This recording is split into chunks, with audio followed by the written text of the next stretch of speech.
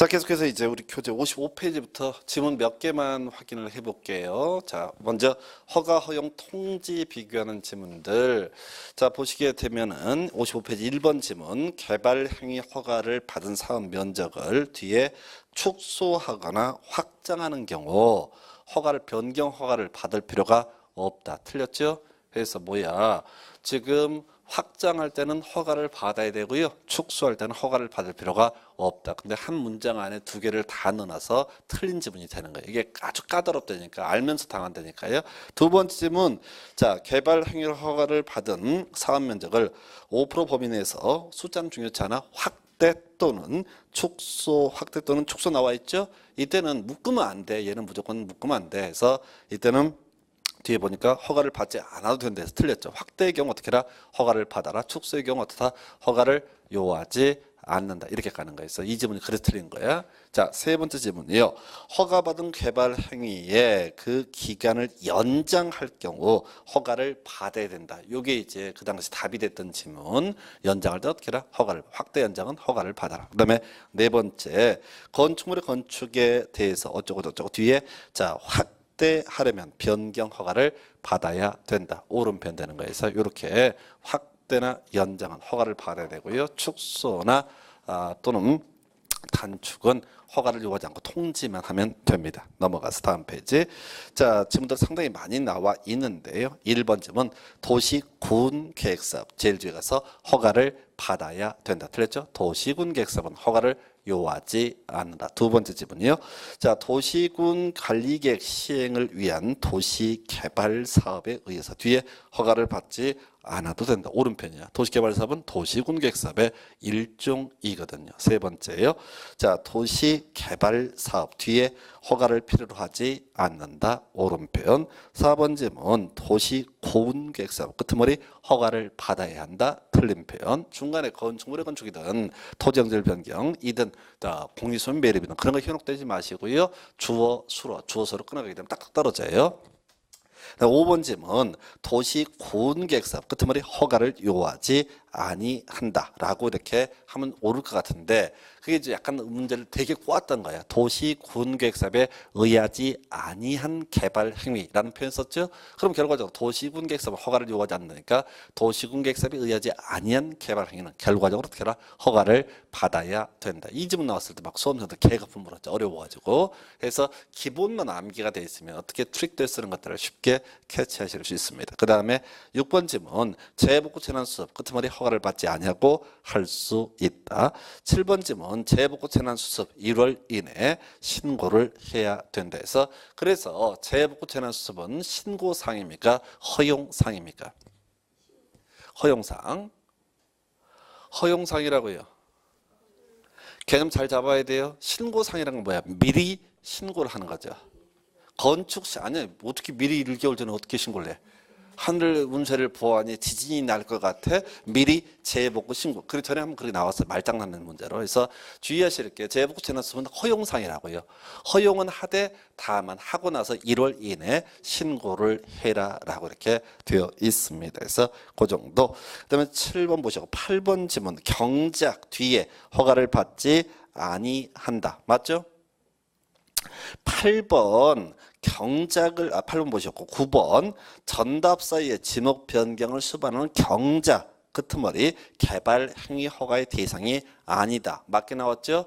지목 변경을 현혹되면 안 돼요. 경작 들어가면 무조건 어떻다? 허가의 대상이 아니다. 이렇게 가시는 거야. 9번도 마찬가지, 10번도 마찬가지야. 경작을 위한 경우라도 어쩌고 저쩌고 허가를 받아야 된다. 틀렸죠? 경작 들어가면 무조건 어떻다? 허가를 요하지 않는다. 이렇게 가시는 거예요. 이해되셨죠? 단순하게 가시라고 도시군 계획사업은 허가를 요하지 않는다. 경작은 허가를 요하지 않는다. 재복구 재난수습은 허가를 요하지 않는다. 그래서 도시군 계획사업에 의하지 아니한 개발행위 결과적으로 허가를 받아야 된다. 경작 들어가면 지목 변경을 수반을 하고 말고 어쩌고저쩌고 필요 없이 무조건 허가를 요하지 않는다. 이렇게 되는 거라고. 그래서 이 지문 하나하나 지목 변경이 어쩌고저쩌고 하면 놓쳐요. 힘들어서 단순화시킬 것. 그 정도. 그 다음 페이지 57페이지에 1번부터 6번까지 한 번 더 답이 답이 안 됐던 지문이에요. 다 사이드 지문이에요. 그래서 1번 지문 가볼까요? 개발 행위허가 신청 내용이 성장 관리 방안의 내용이 어긋난 경우 허가를 내서는 안 된다 해서 우리 도시군 관리기계에 어긋나면 허가를 내서는 안 된다. 근데 괄호 열고 성장 관리 방안 포함 이런 식으로 돼 있었거든요. 그래서 오른편. 2번 필요 없는 지문이요. 숫자 나와 있고 의미 없어요. 몰라도 돼요. 자, 항상 지문 한두 개 버리셔야 돼. 자, 3번 지문. 허가가 필요한 개발 행위라도 용도 지역이 지정되지 아니한 경우 허가를 받지 않아도 된다. 스톱. 허가를 받지 않아도 된다는 뭐가 있었죠? 도시공개사, 재보고제너습, 경작 이런 것은 어떻다? 허가를 요하지 않는다. 이렇게 가시는 거라고. 앞쪽 의미를 새기시면 안 돼. 뭔 소린가 찾아보면 안 된다고. 굳이 해석하면 용도적이 정해지지 않게 되면 가장 규제가 센 자연환경 보전 지역에 관한 규정을 적용하기 때문에 또 허가 받아야 돼요. 자, 그다음에 4번 질문. 개발 행위가 대상인 토지가 2개 이상의 용도적이 걸쳐 있는 경우, 자, 이때 가장 큰 규모의 용도 지역에 관한 규정을 적용한다 해서 일단 몰라야 돼. 이건 이제 통과해야 될 지문입니다. 그래서 각각 적용을 하게 돼 있는데 따지지 마세요. 이건 더 안 좋은 지문. 5번 지문. 자, 허가권자가 개발 행위 허가를 하고자 할 때 개발 행위가 시행되는 지역 안에서 이미 시행되고 있는 도시군 계획 사업 시행자의 동의를 얻어야 된다라고 해서 틀리게 뽑았어요. 그 옆에 본문 봐봐요. 도시군 계획 사업 시행에 지장을 주지 아니할 것 나와 있죠? 본문 그 차트 바로 밑에 용도적 숫자 나와 있잖아요. 그래서 그 문장 끝머리를 보니까 도시군 계획 사업 시행자의 의견을 들어야 한다라고 돼 있죠. 근데 시험에는 동의를 얻어야 된다라고 했죠. 그래서 틀렸죠. 근데 문제는 수험생들이 동의를 얻거나 의견을 듣거나 그 말이 그 말이잖아. 그 말이 그 말이잖아요. 설마 의견 듣고 걔 무시하라는 얘기는 아닐 거란 말이야. 뭔 얘기를 하려고 하냐면 얘들은 답이 아니에요. 답이 아닐 때는 말장난 한다고. 항상 답이 되는 주제는 정형화되어 있다고요. 무슨 말씀인지 아시겠어요? 시험 보실 때 어떻게 한다고 이게 왜 옳고 왜 틀리고를 판단하는 게 아니라 공부했던 거, 답이 됐던 것들을 어디에 있는지를 찾아보셔야 된다고. 17회인가 이때 언제야? 거기 17회 때 나왔던 지문이죠. 저도 문제 바로 보고 해설할 때 이게 뭔 소리인지 몰랐어요. 근데 그때 답이 되게 쉬웠어. 재보고 재놨으면 허가를 요하지 않는다. 이게 답이야. 무슨 말씀인지 아시겠어요? 중간에 지문 중에 막히는 게 있다고, 이상하게 말장난 하는 게 있을 수 있다고 전혀 신경 쓰지 마시라고. 그죠? 여러분들이 뭐라고요? 눈에 익은 것들. 애초에 공부할 때부터 중요한 거 위주로, 답이 되는 거 위주로만 공부를 하시는 거야. 그래서 시험지문 5개 중에 무조건 2개쯤 몰라줘야 돼. 농담이 아니라 2개쯤 무조건 몰라야 돼. 그러면 2개를 보통 읽는다고 자꾸 읽어봐. 그게 아니라 익숙한 3개 중에 찍으시면 되는 거라고. 공법이 그래서 어렵다는 거예요. 보통 수험생들이 공부하실 때 그 2개 막히는 게 있으면 그걸 막 법조문을 찾아보고 해설을 보고 그 지랄들을 해요. 그러니까 뒤지는 거야. 해설 볼 때 알겠지. 써 있으니까 한글이니까. 근데 그 토시, 동의, 의견 이런 걸 어떻게 구분하냐고. 근데 제가 얘기했잖아요. 이거 말고 재보고 재난수업 중요하다고. 재보고 재난수업 허가를 요하지 않는다. 그게 언제 나왔어요? 옆에 그 7번 지문 있잖아요. 56페이지 7번 지문. 17 써 있잖아요. 재보고 재난수업 허가를 요하지 않는다라고 돼 있죠. 그게 답이었다고. 그러면 이 지문이 왜 맞는지 틀린지 모른다 할지라도 재보고 재난수업 허가를 요하지 않는다. 옳은 걸 고르죠. 충분히 답을 골라내실 수가 있다는 얘기예요. 다시 돌아가서 자 6번 토지 형질 변경을 수반하는 건축허가 신청의 경우 건축허가 요건만을 따져서 허가 여부를 허가해서는 안 된다는 것이 판례의 입장에 대해서 자 공법에서 판례라는 말이 1년에 잘하면 1개 나오는데 답 아니에요. 결국 뭔 소리냐면 건축물 건축할 때는 건축허가 개발행위가 다 따져야 된다 이런 얘기예요. 그래서 의미 없는 지문이라고. 근데 보통 뭐 판례 뭐 이런 게 민법이 중요하다 그러니까 겁나 막 눈에 몰입하는데 공법의 경우 법조문만 가지고 시험에 내기도 어려워요. 시험 범주가 워낙 넓어서 어쩌다 한번 웃기려고 판례 이런 얘기를 어쩌다 한번 하면 수험생들은 몰입을 해. 처음 듣는 얘기니까. 그래서 답이랑 아무 관련이 없다. 이렇게 가시는 거예요. 그리고 연속 답이 됐던 57페이지 하단부에 지구 단위 계획을 수립한 지역 끄트머리에 자 심의를 거쳐서 허가해야 된다. 틀렸죠? 지구 단위 계획이 수립된 지역은 어떻다? 심의를 요하지 않는다. 그 당시 답이 됐던 문제고요. 그 다음에 두 번째 질문. 지구 단위 계획이 수립된 지역 끄트머리 심의를 거치지 아니하고 오른편 되는 거예요. 그래서 자, 이게 나머지를 몰라도 지구 단위 계획이 수립된 지역 심의를 요하지 않는다. 이것만 외우게 되면 두 문제 몇 년 동안 맞출 수가 있었던 그런 쟁점이라는 얘기에서 그 정도까지 넘어가서요. 자, 58페이지의 지문 중에서 조건을 붙일 수는 없다. 나와 있죠? 58페이지 틀린 지문. 그래서 자, 조건 붙일 수 있다고 그랬어요. 그래서 여러 번 나왔고요. 없다니까 틀린 거야.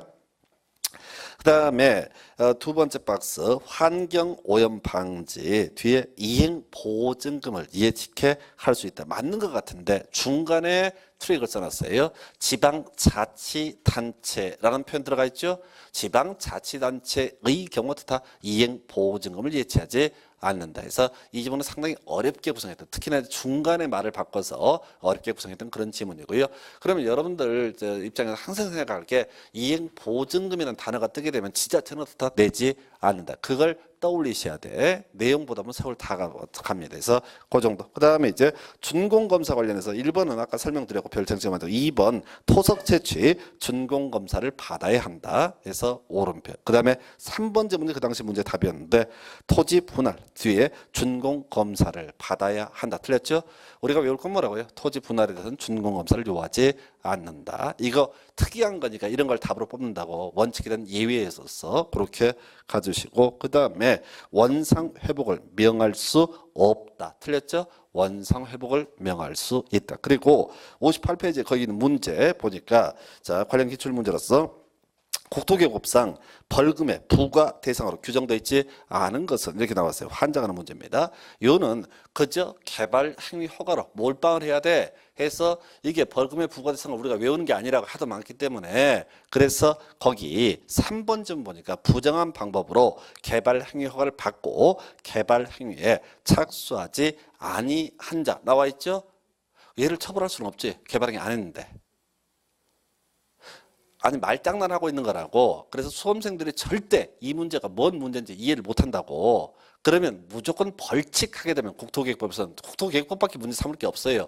국토계획법 벌칙은 뭐라고요? 공법에서 벌칙은 딱 한 가지라고. 개발 행위 허가. 다음 중 쳐 죽이려면 이거 그러시오. 3년 3천 얘 하나밖에 없거든. 그러니까 개발 행위 허가. 다음 중 과태료 부과 대상이 아닌 걸 고르셔. 알 게 뭐야? 그죠? 3년 3천 하는 뭐라고요? 개발 행위 허가밖에 없다고. 무슨 말씀인지 아시겠어요? 자, 가장 강력한 처벌을 받는 개발 행위 허가 없이 개발 행위를 하거나 부정한 방법으로 허가를 받아서 개발을 한 사람, 이런 사람에 대해서는 3년 3천에서 강력한 처벌을 하게 되는데 문제는 포장을 문제를 구성할 때 어떻게 낼지 모른다는 거예요.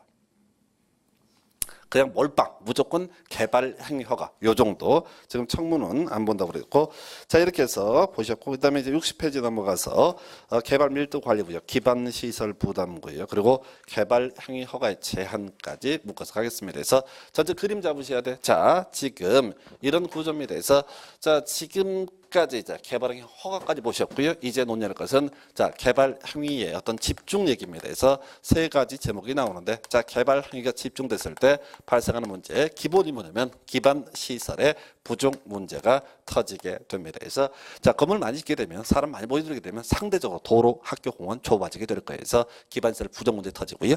이 기반시설 부족한 상태에서 아예 설치가 곤란한 경우가 있고 또 해석상 설치가 가능한 경우도 있을 수 있습니다. 법에서는요 부족하고 설치 곤란하게 되면 이때 지정하게 되는 게 뭐가 된다? 개발 밀도 관리 구역이라고 하는 것을 지정을 할 수 있다. 이렇게 되어 있어요.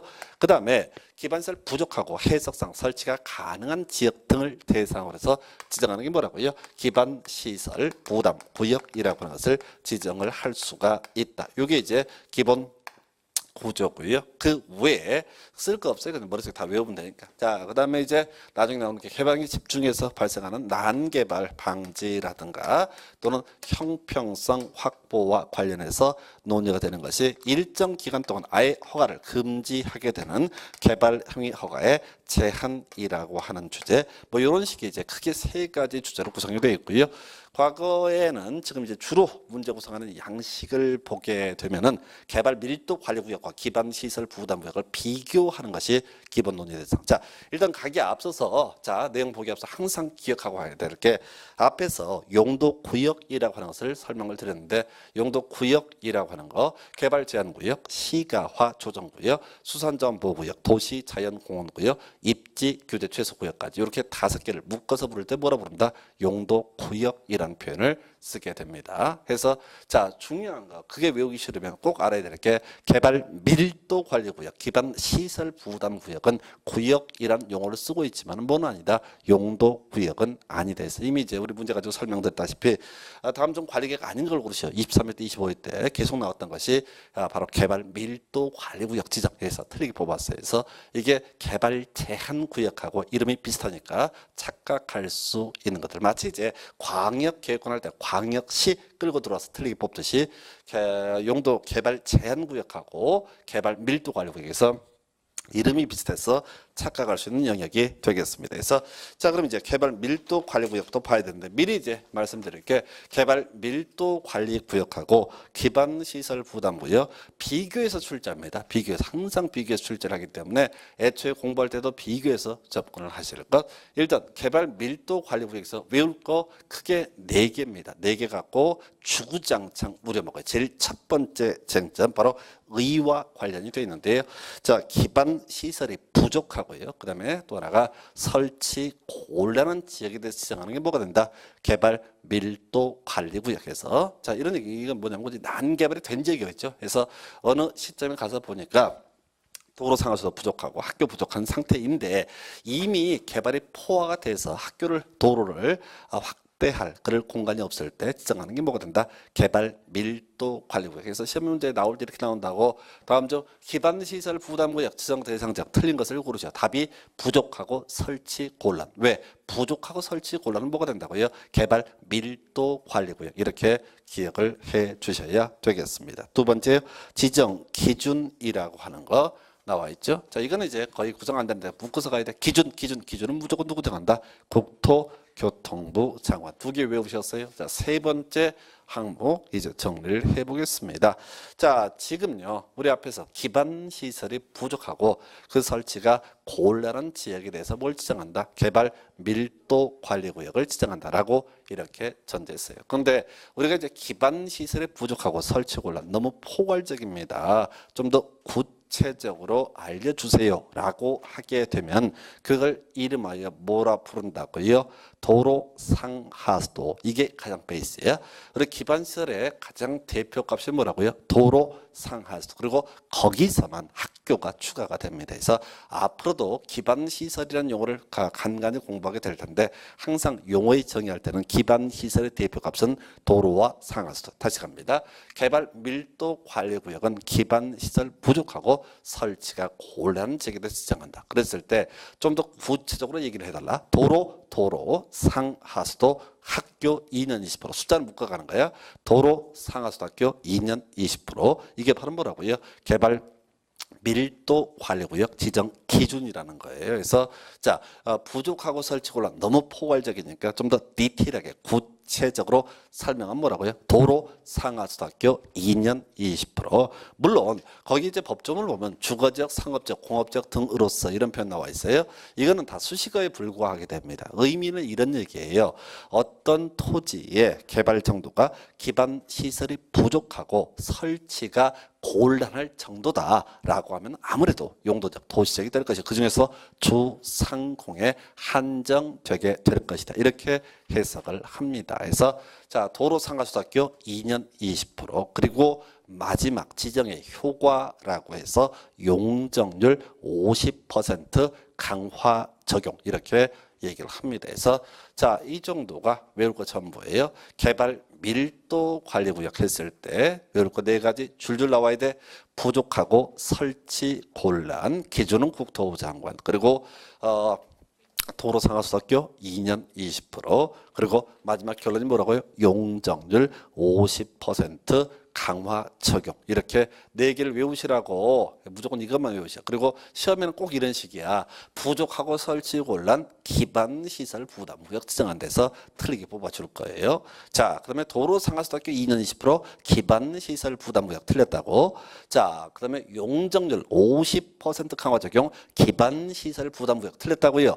내용 자체가 그렇게 많지가 않기 때문에 어떻게 낸다고? 바로 개발 밀도 관리구역과 기반시설 부담구역을 비교하는 형태로 문제 구성이 된다고요. 해서 다시 개발 밀도 관리구역 부족하고 설치 곤란. 두 번째 나오는 것이 기준은 국토부 장관. 세 번째 좀 더 구체적으로 도로 상하수도학교 2년 20% 그리고 마지막 뭐라고요? 용적률 50% 강화 적용. 이것만 외우시면 된다고. 그리고 항상 마음에 준비할 때 뭐라고요? 얘를 가지고 기반시설 부담구역에 붙여버린다는 거예요. 그래서 그렇게 해서 보셨고, 해서 이제 이 개발 밀도 관리구역 관련해서는 예를 들어서 자 저런 거 있죠. 우리 60페이지 내용 의 중에서 자 의를 보면 부족하고 설치 곤란 강조해놨고요. 뒤에 건폐율이나 용적률을 강화 적용하기 위해서 지정하는 구역 이런 표현 쓰고 있죠.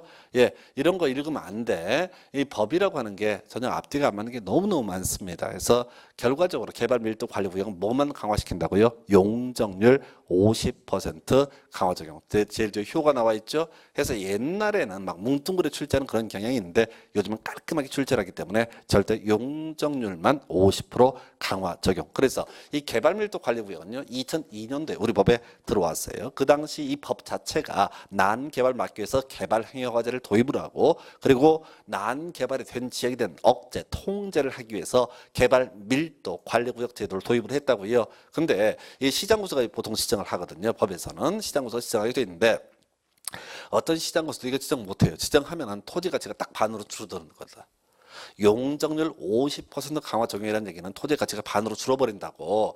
건물 짓지 말라는 거랑 똑같다고. 시장구조가 뭐 죽겠다고 혼자 죽기는 민망하다. 돌 맞아 죽어야겠다. 이렇게 마음 먹지 않는 이상은 절대 개발 밀도 관리구역 지정을 할 수 없습니다. 그리고 현실적으로 단 한 건도 지정된 사례가 없습니다. 왜? 이 개발 밀도 관리구역을 지정할 정도의 토지는 비싼 땅이거든. 거기다가 이 재뿌리는 꼴이기 때문에 절대로 개발 밀도 관리구역 지정하지 못합니다. 그래서 하여튼 수험생 입장에서는 부족하고 설치 곤란 도로상하수도학교 2년 20% 용적률 50% 강화 적용이라고 하는 거. 자, 그리고 나서 기준은 누가 정한다? 국토교통부 장관. 이걸로 끝났어요. 그리고 나서 이제 여러분 교재 자 61페이지 기반시설 부담구역 보시겠습니다. 자, 일단 보기 앞서서 대상 지역을 봐야 돼요. 자, 앞에서 부족하고 설치 곤란하게 되면 뭐야? 개발 밀도 관리구역을 지정한다. 그러면서 해석상 부족하고 설치가 가능한 지역에 대해서 기반시설 설치가 가능한 지역, 즉 아직 개발의 여지가 있는, 도로를 확장할 여지가 있는 그런 토지에 대해서는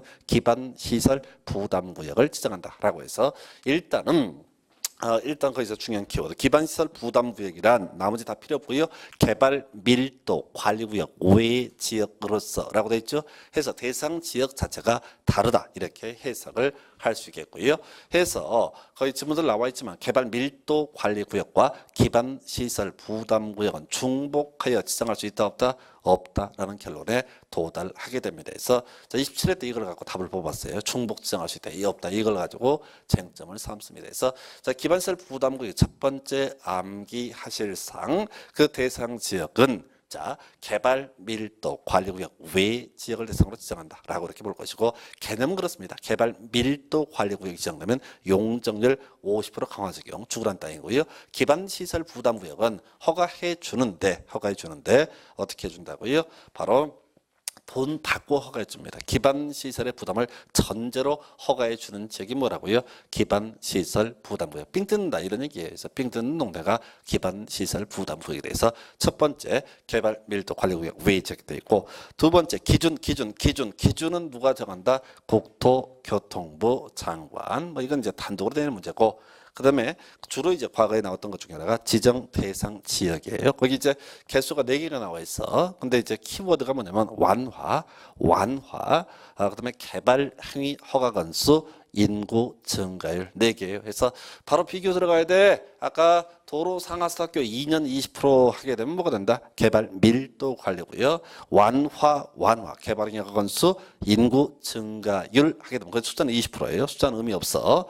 숫자 갖고 장난 안 친다니까. 자, 이것 뜨게 되면 뭐가 된다? 기반 시설 부담구역에서 이 기반시설 부담구역은 개념을 좀 설명을 드리면은 아까 부족하고 설치 가능한 지역이고 이 기반시설 부담구역이 지정되면 결과적으로 허가해 줄 때 돈을 좀 받겠다 이런 취지라고 설명을 드렸습니다. 그래서 자 1번 2번 완화 나와 있죠. 두 개를 비교해서 읽어봐요. 그 말이 그 말이지. 절대 뭔 소리인지 몰라. 그래서 1번 2번의 취지는 앞으로 규제 완화에 따라서 개발이 집중될 것으로 예상되는 지역 이게 바로 뭐가 된다. 이걸 이름하여 바로 기반시설 부담구역 지정 대상 지역이다 이렇게 얘기합니다. 그래서 완화 그래서 자세히 보지 마시라고 오히려 여기서는 맨날 내는 게 쫙 다 써놓고 그동안 시험에서 부족하고 설치 곤란 이렇게 뽑는다고. 부족하고 설치 곤란은 뭐가 된다? 개발 밀도 관리 구역이다. 요걸 이제 섞어내는 것이고 또 하나 진짜 이제 개념상 어려운 게 거기 개발 행위 허가 건수하고요 인구 증가율 설명은 드리면 이렇습니다. 그래서 전년도 개발 행위 허가 건수하고 전년도 개발 행위 허가 건수를 비교해 보니까 재작년 대비 작년에 20% 이상의 개발 행위 허가 건수가 증가했다. 그러면 억수로 개발이 되고 있는 지역이란 말이에요. 그래서 이제 앞으로 돈 받아가면서 허가해 주겠다라고 해서 바로 기반시설 부담구역 지정을 할 수가 있겠고요. 또 하나가 자 인구 증가율 조금 좀 더 어려워. 전년도 기준으로 특정 어떤 도시와 관련해서 어떤 도시의 특정 지역의 인구 증가율이 그 전체 도시 인구 증가율보다 바로 20% 이상 높은 적 이렇게 되어 있단 말이죠. 그래서 그러니까 서울시 중에서 자 동작구에 갑자기 인구가 겁나 많이 모인다는 얘기야. 그래서 서울 전체 인구 증가율하고 자 동작구 인구 증가율을 비교해 보니까 20% 이상 높단 말이야. 그럼 이 동네에서는 삥을 좀 뜯어야겠다 이런 취지로 기반 시설 부담 구역을 지정할 수 있다. 해서 뭐 의미는 이런 식이죠. 앞으로 개발의 집중에 따라서 개발의 집중이 예상되거나 최근에 억수로 개발이 집중됐던 지역을 대상으로 뭘 지정한다. 기반 시설 부담 구역을 지정한다. 근데 외우셔야 돼. 어떻게 완화 개발 행위 허가 건수 인구 증가율 이렇게 외우셔야 된다고 줄줄 외우셔야지 답을 맞출 수 있어요. 해서 완화 인구 증가율 개발 행위 허가 건수 이렇게 기억을 해 주시고요. 그 다음에 이제 지정 절차 필요 없고요. 자, 그 다음에 이제 네 번째 항목. 요게 이제 하나의 쟁점이 될 수가 있을 텐데요. 자, 우리 앞에서 이런 설명 드렸습니다. 지구 단위 계획 구역을 지정을 한다라고 했을 때 규제가 완화가 된다 안 된다라고 했을 때 몰라요. 지구 단위 계획 구역 지정되고 3년 내 지구 단위 계획을 수립하게 되면 그 지구 단위 계획에 따라서 건폐율, 용적률, 용도 제한, 높이 제한, 주차장 설치 기준 등을 완화시킬 수 있다라고 했습니다. 자, 한편 기반 시설 부담 구역 지정되면 돈 받는다라는 식으로 말씀을 드렸는데 자, 어제 우리 동네가 기반 시설 부담 구역 지정이 됐습니다. 바로 돈 받느냐라고 했을 때 그렇다고 얘기할 수 없어요. 바로 계획을 수립하게 되어 있습니다. 법 좀 볼까요? 기반 시설 설치 계획은 기반 시설 부담 구역의 지정 고시일로부터 1년 내 수립 고시되어야 하고 그러지 아니할 경우 그 1년이 된 날에 다음 날에 해제되는 것으로 본다라고 되어 있죠. 해서 이게 뭔 소리라고 결과적으로 그 개념을 설명드리면 기반시설 부담 구역이 지정이 됐다고 해서 바로 돈을 받는 것이 아니라 그 실제 돈을 받기 위해서는 설치 기반시설 설치 계획이라고 하는 것이 수립이 돼야 한다. 이런 의미가 되겠습니다. 그래서 1년 내 설치계획 수립하지 않으면 나가리 실효의 문제가 발생된다라고 해서 자 뒤에서 이제 관련한 개념들을 공부하게 될 텐데 미리 당겨서 볼까요? 자 지구 단위 계획 구역 지정이 있게 되면 앞으로 규제 완화가 예상되는 지역이다 이렇게 볼 것이고 그 다음에 기반 시설 부담 구역이 지정이 되게 되면 앞으로 규제 강화가 예상되는 지역이다. 다만 기반 시설 설치 계획이 수립되기 전에는 어떻다고요?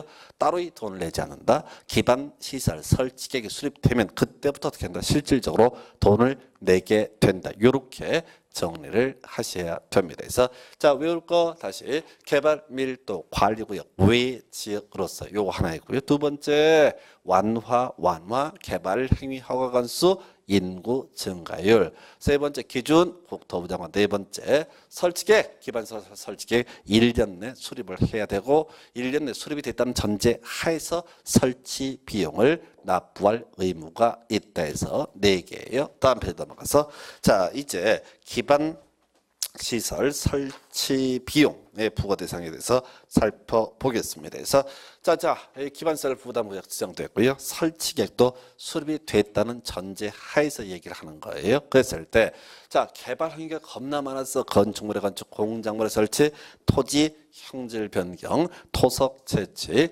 토지 분할, 그리고 물건을 쌓는 행위 이런 게 있었다고 다 돈 내냐라고 했을 때 그거 아니고요. 건축물의 신축과 증축이라고 하는 것이 있습니다. 다만 200을 초과한다라고 돼 있어요. 그래서 요거는 그냥 밑줄 그을 것도 아니고 상식적으로 기억하시는 거. 지문 한번 구성했는데 요걸 갖고 답을 구성하지는 않습니다. 거기 이제 단독 주택 숙박 시설 등 200을 초과하는 건축물의 신증축행이 나와 있는데 사실 대통령령을 보게 되면 건물 종류 대부분 다 기반 시설 설치 비용 다 내야 됩니다. 그러니까 그게 별 의미는 없어요. 그래서 단독주택, 숙박시설뿐만 아니라 수많은 건물이 다 들어 밑에 나오잖아요.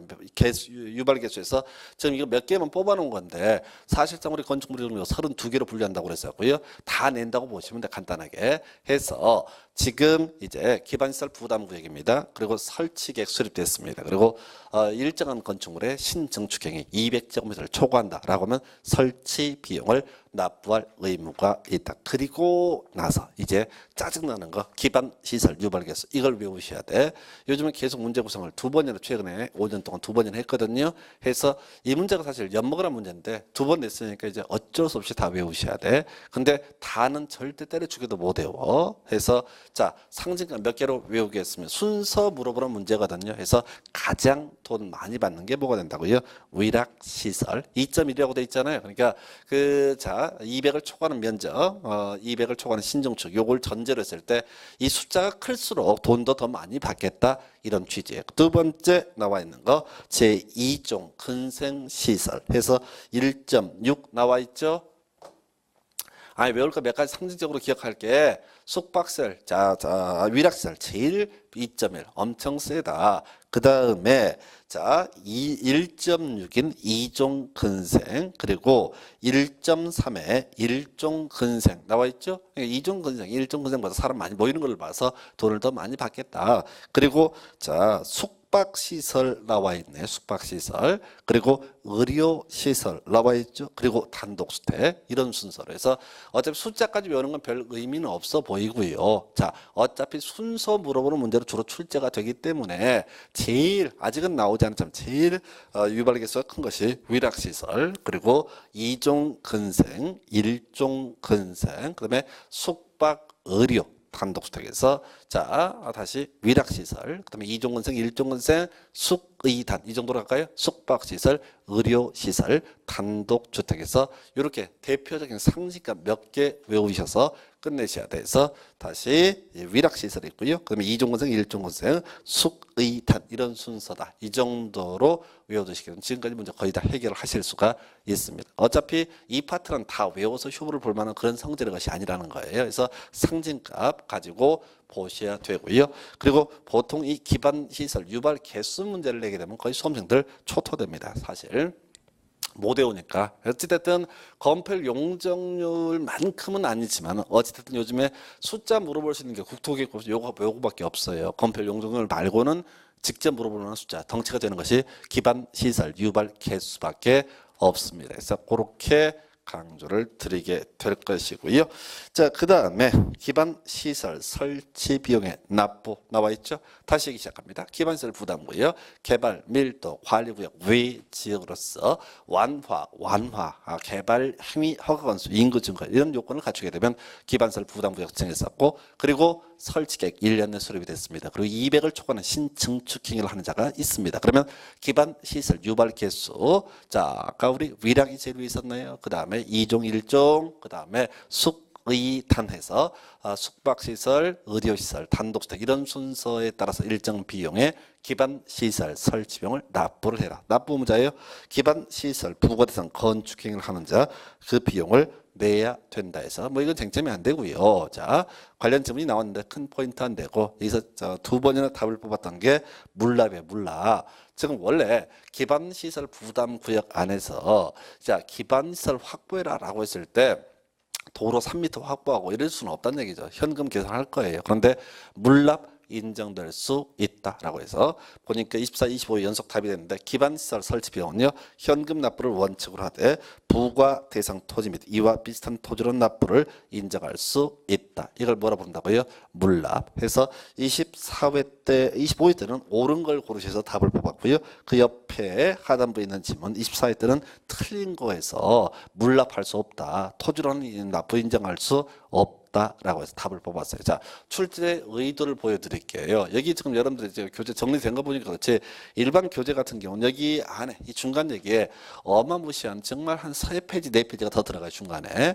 그러니까 뭐냐면은 기반시설 부담구역 지정 얘기 나오고요. 그 다음에 뭐 설치 계획이 나올 수도 있겠고, 그 다음에 이 유발 개수 거기서 벌써 이제 정리가 안 된 자료를 보게 되면 뭐 2페이지, 3페이지입니다. 머리 터져요. 그리고 나서 중간에 뭐라고 엄청 긴 문장들이 쫙 나와. 그리고 한참 뒤에 가서 물납을 인정할 수 있다. 이 말이 나온다고.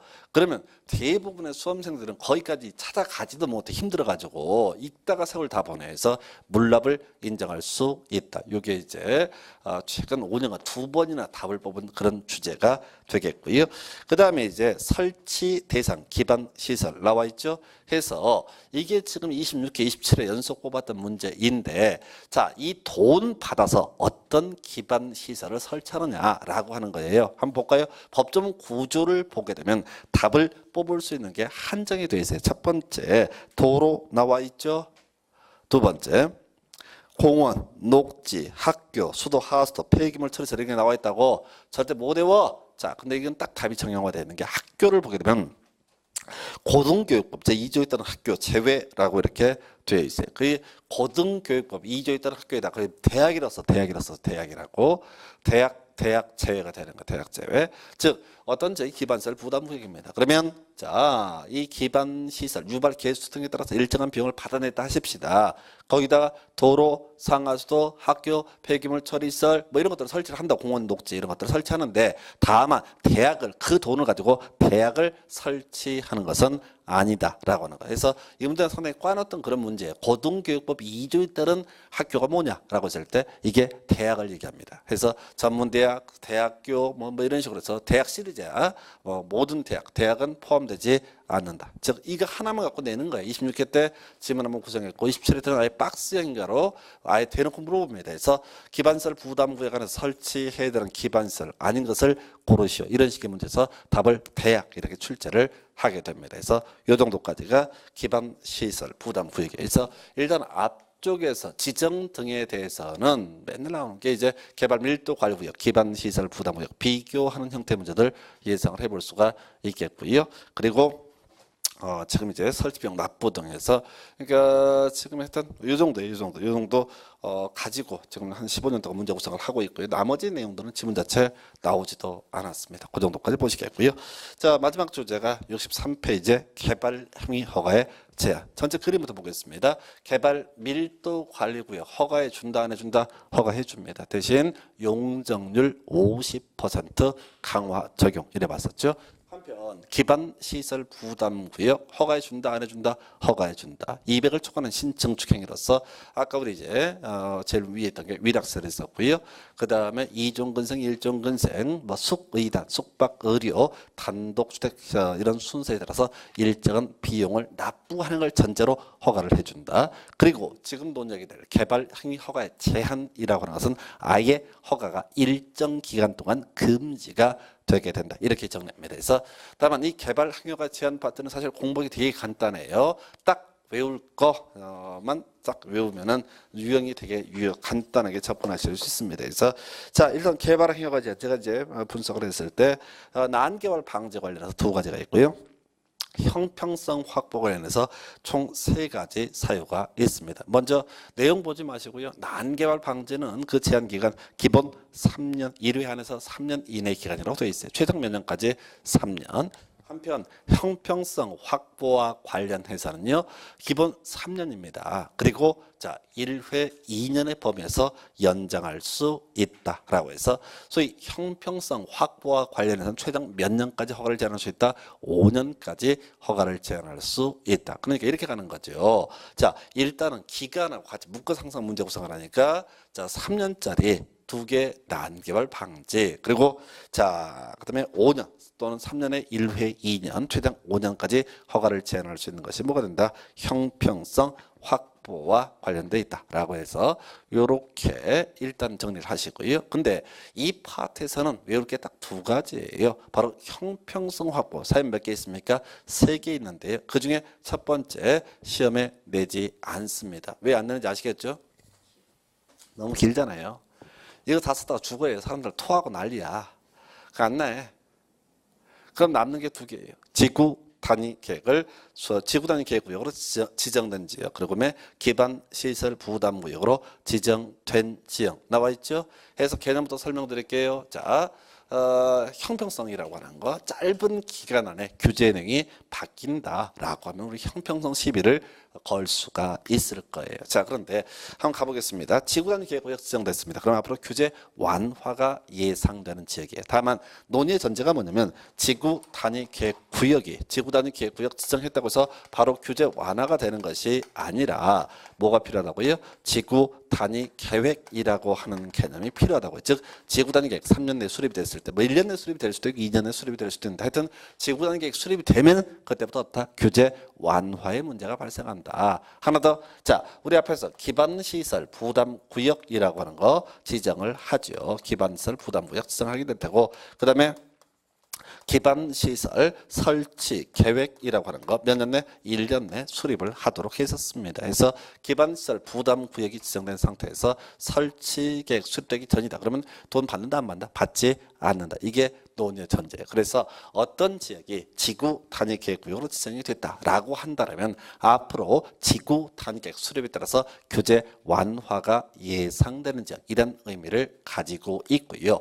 그리고 어떤 지역이 기반시설 부담구역으로 지정이 되게 되면 앞으로 기반시설 설치객 수립을 전제로 규제 강화가 예상되는 지역이다. 근데 한번 예를 들어보자고요. 어떤 지역에 자 5월 1일 날 지구단위 계획구역 지정됐고 한 10월 1일 날 지구단위 계획 수립되다 하십시다. 근데 8월 달에 어떤 사람이 모르고 이 문제에 도해서 개발 허가를 받았어요. 아직 규제 완화되기 전에 허가 받은 거예요. 그리고 한 2달 후에 규제가 완화가 됐어. 그러면 이 사람 억울해하겠죠? 2달만 있으면 훨씬 더 높은 건물을 지을 수 있는데 왜 안 알려줬냐? 그래서 허가를 해줘도 지랄이야. 똑같고로 기반시설 부담구역 5월 1일 날 지정되고 설치객이 10월 1일 날 수립이 됐다 치자고요. 이 중간에 만약에 자 6월 1일 날 허가받은 사람 돈 낸다 안 낸다? 돈 내지 않는다. 그런데 10월 5일 날 허가받은 사람 돈 내야 된다고요. 그건 뒤에 허가받은 사람의 계획 없으면 모르겠지.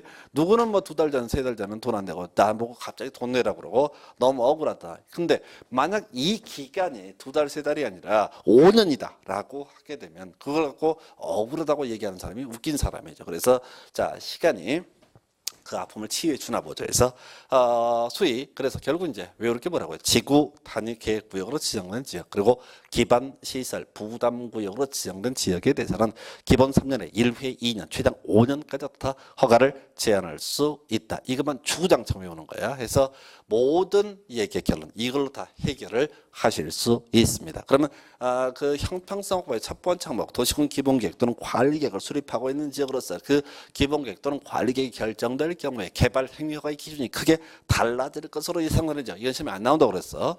한 번 내긴 했는데 그 몰라도 살아가는 데 시장이 없었어요. 그리고 나머지 내용 난개발 방지와 관련한 쟁점을 확인을 하게 되면은 이런 식이 있죠. 녹지지역, 계획관리지역으로서 보존할 필요가 있는 지역 이렇게 주어서로 끊어가셔야 돼. 해서 일단은 자 이게 시험에 안 나오니까 그 해봤자 필요 없다니까 지구단위 계획구역 기반시설 부담구역만 외우면 끝난다니까요. 그래서 설명 간단히 드리려고 그래. 의미가 무슨 소리인지. 일단 도시지역은 뭘 하자는 지역? 개발하자는 지역. 비도시지역, 도시적 외지역은 뭘 하자는 지역? 보전하자는 지역. 이게 기본 틀이에요. 했을 때 도시지역 중에서 주상공은 뭘 하자는 지역? 더더군다나 개발하자는 지역. 근데 도시지역 중에서 녹지지역은 뭘 하자는 지역? 보전하자는 지역. 그럼 해석하면 녹지지역은 뭘 하자는 지역? 원래는 개발을 하긴 하는데 보전을 해야 되는 지역. 한편 도시적 외지역은 주로 뭘 하자는 지역? 보전하자는 지역. 그 중에서 계획관리지역은 건폐율 40에 용적률 100% 개발하자는 지역입니다. 그래서 계획관리지역은 원칙은 보전인데 앞으로 뭐도 하자는 지역? 개발도 하자는 지역. 그래서 굳이 얘기를 하면 뭔 소리냐면은 이 녹지 계획관리지역은 개발과 보전과 개발이 충돌하는 지역. 이런 지역에서 까딱하면 못하다 난개발로 흐를 소지가 있다. 그래서 이런 지역 기본 3년 연장할 수 없고요. 최장 3년까지 허가를 제한할 수 있다. 이런 취지예요. 그리고 자, 개발 행위로 인해서 주변 환경, 경관, 미관, 문화재 등이 오염되거나 손상될 우려가 있는 지역. 이걸 세 글자로 뭐라고 부른다고요? 난개발. 필요 없고요. 그저 우리가 기억할까 뭐라고요? 자, 지구 단위 계획 구역으로 지정된 지역, 기반 시설 부담 구역으로 지정된 지역은 기본 3년에 1회 2년, 최장 5년까지 다 허가를 제한할 수 있다. 시험 지문에 최장 3년까지 허가를 제한할 수 있다라는 표현이 있게 되면 그 앞에 뭐 있으면 안 돼? 지구 단위 계획 구역, 기반 시설 부담 구역 들어가면 틀린 표현 이래 가는 거야. 최장 5년까지 허가를 제한할 수 있다. 이런 표현 나왔을 때 그 앞에 지구 단위 계획구역, 기반시설 부담구역 외의 것들이 들어가면 어떻다고요? 다 틀린 표현 이렇게 가시는 거라고. 개발 행위가 제한 기간 1회 2년을 보면서 연장할 수 있다라는 표현이 있게 되면은 그 앞에는 뭐만 들어가야 돼? 지구 단위 계획구역, 기반시설 부담구역만 들어가야 된다고요. 그러니까 이게 이 5개를 뭐 4개를 외우는 게 능사가 아니라 그저 딱 2개 가지고 짜맞추기 하는 거예요. 그럼 모든 지문을 다 해결을 하실 수가 있습니다. 그래서 그렇게 개발 행위가 제한 보셨고요. 관련 기출 문제 63페이지 문제 한번 볼까요? 자, 국토계획법상 자, 뒤에 최장 5년간 허가를 제한할 수 있는 지역을 모두 고른 것은 이라고 되어 있죠. 그러면은 우리가 외운 게 뭐 있어? 지구 단위 계획구역하고 뭐가 있어? 기반 시설 부담구역 2개만 외우셨다고. 그래서 리을하고 미음 들어가 있는 거 뭐 있어요? 5번밖에 없죠. 이렇게 문제를 푸는 거라고요. 자, 그 D급번에서 뭐 기본 계획 또는 관리 계획이 뭐 위반하고 있는 지역으로서 뭐 결정될 경우에 개발 행위가 기준이 크게 달라질 것으로 예상되죠. 이게 유일하게 한번 시험에 나왔던 지문인데 그 상관없이 지구 단위 계획구역, 기반 시설 부담 구역으로 지정된 지역 이것만 아시면은 다 답을 맞출 수 있다고. 그러니까 이제 공부하실 때 항상 제가 부탁을 드리는 게 제일 많이 하려고 하지만 딱 맥락을 파악해서 그거 딱 공식처럼 그 대입을 하게 되면 딱딱 떨어져요. 나머지 지문도 좀 이따 분석이 되는데 그냥 똑같아. 자, 넘어가서 거기 가서 다른 거 필요 없고 도시계획위원회 심의를 요하지 않는다. 심의를 요하지 않는다. 밑에 박스에 이제 글자가 강조가 되어 있습니다. 그래서 어떤 경우에 연장하는 경우 나와 있죠.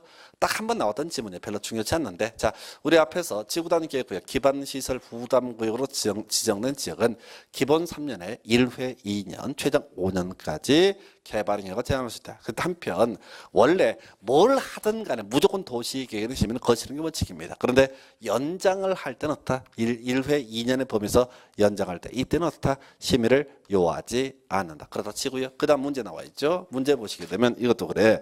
자, 개발 행위가 제한 옳은 것을 고르시해서 쓱 봐요. 쓱 보면 1번 잘 모르겠지. 2번 잘 모르겠지. 3번 보니까 제한 기간을 연장하는 경우 2회 3년 틀렸죠. 우리가 외웠던 건 1회 2년짜리 하나밖에 없었죠. 그것도 지구 단위 계획구역 기반시설 부담구역에 한정했던 것이고요. 답은 4번인가요? 지구 단위 계획구역으로 지정된 지역은 제한 기간의 연장이 가능하다. 자, 그래서 답은 몇 번? 4번. 5번은 왜 틀렸어요? 4번이 맞으니까. 1번은 왜 틀렸어요? 4번이 맞으니까.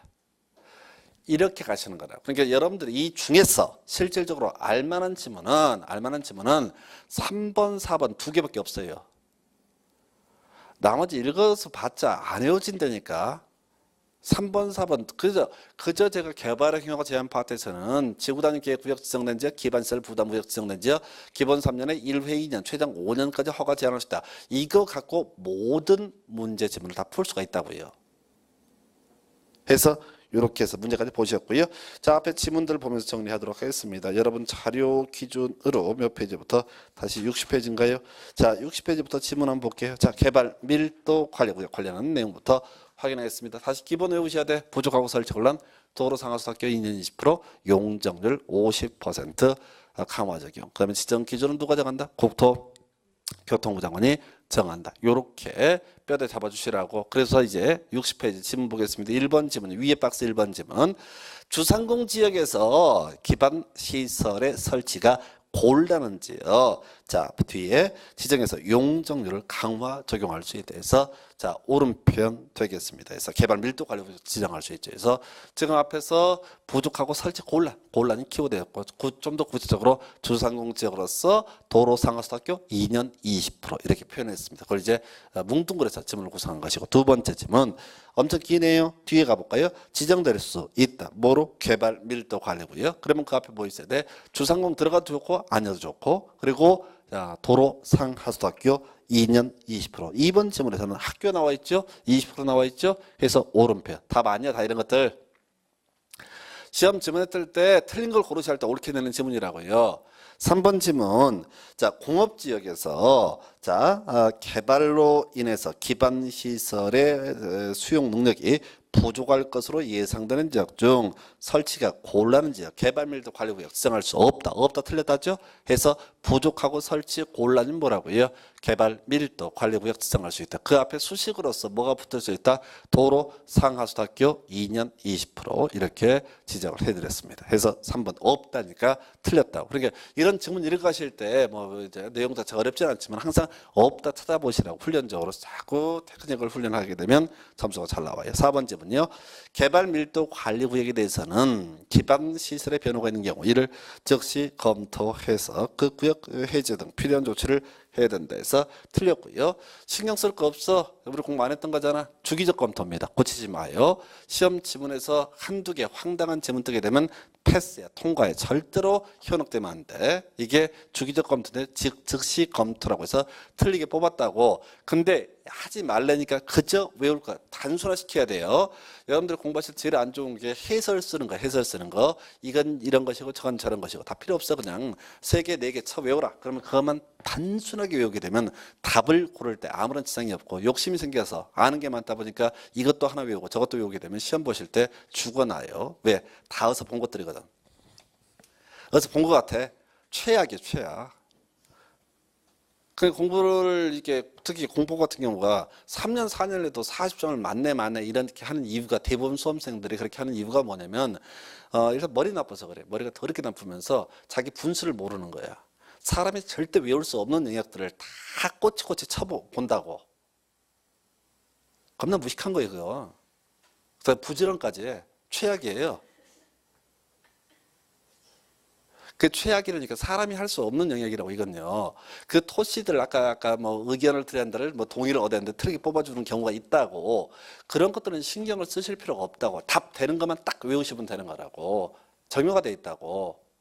그러면 서로 마음도 편하고 몸도 편한데 하여튼 열심히들 해보라고 그래요. 그래서 하여튼 뭐 그렇다 치고요. 그 다음에 이제 그 두 번째 박스 심의를 거쳐야 한다. 무조건 심의 거쳐야 돼. 심의 생략할 수 있는 게 국토교육 한 가지. 아까 연장할 때 의미 없는 지문, 절차 지문이고요. 그 다음에 그 좋은 지문 하나 있다 해서 용적률 50% 강화 적용할 수 있다. 근데 그 앞에 기반 시설, 부담 구역, 예산 나와 있죠. 해서 틀렸다고. 이게 좀 특이한 지문인데 개발 밀도 관리 구역에서 용적률 50% 강화 적용. 이 문제를 보면서 자꾸 느끼게 되는 게 개발 밀도 관리 구역과 기반 시설 부담 구역 비교해서 출제한다는 거 미리 마음 준비하시라고 해서 다시 개발 밀도 관리 구역은 도로 상하수학교 2년 20%등 기반 시설 부족하고 설치 곤란 그리고 용적률 50% 강화 적용 이 정도로 정리하겠습니다. 자, 오른쪽 페이지 61페이지에 첫 번째 박스 보니까 중복 지정할 수 있다 없다? 중복하여 지정할 수 없죠. 그래서 첫 번째 기반 시설 부담 구역은 개발 밀도 관리 구역 외 지역에서 지정한다. 오른편. 두 번째 중첩하여 지정될 수 있다. 틀렸죠? 중복 안 된다니까 대상 지역 자체가 틀리기 때문에 중복하여 지정할 수 없다 갈 것이고, 자, 두 번째 박스 기반 시설의 설치가 필요하다고 인정하는 지역으로서 해당 지역의 전년도 개발 행위 허가 건수가 전년도 개발 행위 허가 건수보다 어쩌고 저쩌고 기반시설 부담구역 이런 것들 답 아니야. 답 아니라고요. 답되는 주제 아니야. 도로상수학교 이건 어디고 개발 밀도 관리 구역이고 개발 행위 허가 건수 인구 증가율 뜨게 되면 뭐라고요? 기반 시설 부담. 절대로 그 20% 30% 15% 이렇게 틀리게 안 뽑는다고. 유치하게 크게 그 스케일 크게 낸다고. 이건 툭 건져주는 지문이야. 그 다음에 자, 세 번째 박스는 별 필요 없고요. 절차 가지고 틀리게 뽑았고, 네 번째 알아야 되죠. 기반시설 부담구역 지정 고시로부터 2년이 된 날까지 설치객 수립하지 않으면 2년이 된 날에 다음 날 틀렸죠. 1년이었어요. 그래서 아까 우리 기반시설 부담구역 지정되고 설치객 1년 내 수립하지 않게 되면 그 1년이 된 날에 다음 날 효력을 잃는다. 이렇게 확인을 했었습니다. 그래서 숫자 요거 아직 답은 안 됐는데 항상 기억하실 주제 중에 하나. 그리고 개념상 필요한 것은 기반시설 설치 계획이라고 하는 것은 뭐라고요? 바로 기반시설 부담구역 지정을 전제로 해서 설치 계획이 수립이 됐을 때만 돈을 낸다. 자, 이게 논의에 대해서. 그 다음 페이지 넘어가서 62페이지 첫 번째 박스 뭐 별 쟁점 안 되고요. 첫 번째 지문 200을 초과하는 신청 축행이 기반 시설 설치 비용 부과 대상에 대해서 오른편 답 안 됐었고요. 그 다음에 25회 때 나왔었나? 고등교육법에 따른 대학은 어떻다? 기반 시설 부담 구역의 설치가 필요한 기반시설에 해당한다. 틀렸다고요? 아까 제가 설명드렸었죠. 자, 제일 밑에 있는 주장이 연계가 되어 있는데 위치가 좀 안 맞는데 하여튼 이 대학은 기반시설 부담구역에서 받은 돈으로 대학을 설치하지는 않는다. 이렇게 해서 틀렸고요. 그게 이제 그 다음 회차인 26회 때 박스형 문제로 구성이 됩니다. 그래서 나중에 문제 보시겠고, 그 다음에 거기 이제 세 번째 박스는 별 필요 없고 네 번째 중요하다고 그래서 물납 인정될 수 있다 해서 자, 토지론 납부도 인정될 수 있다 해서 24, 25회 연속 답을 뽑았던 주제가 되겠습니다. 자, 그럼 63페이지 개발 행위허가 제한 관련해서 일단 가기 앞서 미리 결론 알고 들어가셔야 돼요. 자, 지구단위 계획구요. 그리고 기반 시설 부담구요. 기본 3년에 1회 2년, 최대 5년까지 어떻다 허가를 제한할 수 있다. 요거만 기억해 달라고 말씀을 드렸습니다. 이거 가지고 다 풀 수 있어요. 예를 들어서 거의 박스 1번 지문 자 뒤에 3년 동안 허가를 제한할 수 있다. 나와 있죠? 그럼 그 앞에 뭐만 없으면 돼? 기반 시설 부담구역하고 지구 단위 계획구역만 없으면 어떻다? 오른편. 그죠? 두 번째 질문도 마찬가지예요. 3년 동안 허가를 제한할 필요가 있다. 수 있다. 그러면 일단 그 앞에 뭐가 없으면 돼? 지구 단위 계획구역, 기반 시설 부담구역만 없으면 어떻다? 오른편 이렇게 가는 거예요. 세 번째 질문 뒤에 보니까 자 3년 동안 허가를 제한할 수 있다. 그 앞에 또 뭐 없어? 지구 단위 계획구역, 기반 시설 부담구역 없죠? 그러니까 오른편. 4번 질문이요. 5년까지 허가를 제한할 수 있다. 이게 뒤에 나와 있다고. 그러면 그 앞에 뭐 있어야 돼? 기반 시설 부담구역 혹은 지구 단위 계획구역이 있어야 된다. 근데 찾아보니까 기반 시설 부담구역, 지구 단위 계획구역이 없다고요. 그러니까 이 질문은 틀린 거라고. 5번 지문 보시오. 5번 지문 자 5년 기간 동안 허가를 제한할 수 있다 해서 그 앞에 지구 단위 계획구역 나와 있죠? 오른편. 6번 지문 자 6년 동안 허가를 제한할 수 있다. 이런 건 없지. 자 기반시설 부담구역 지구 단위 계획구역 기본 3년에 1회 2년 최대 5년까지 허가를 제한할 수 있다 였지. 6년짜리는 없다. 그러니까 이 지문은 틀린 편. 7번 질문 자 최장 5년 동안 허가를 제한할 수 있다라는 편 앞에 기반 시설 부담구역 지구단 계획구역 둘 중에 하나 들어가 있죠. 그러니까 이 질문은 오른편이에요. 그래서 지금 이제 제한 기간 등까지 이렇게 정리를 해봤습니다. 그래서 자 이렇게 해서 오늘은요 자 개발 행위까지 해서 국토교육 다 정리를 해봤고 다음 시간에 뭐 간략하게 바로 확인하고 도시개발법부터 이어서 가도록 하겠습니다. 자 오늘 여기까지 하겠습니다. 수고하셨습니다.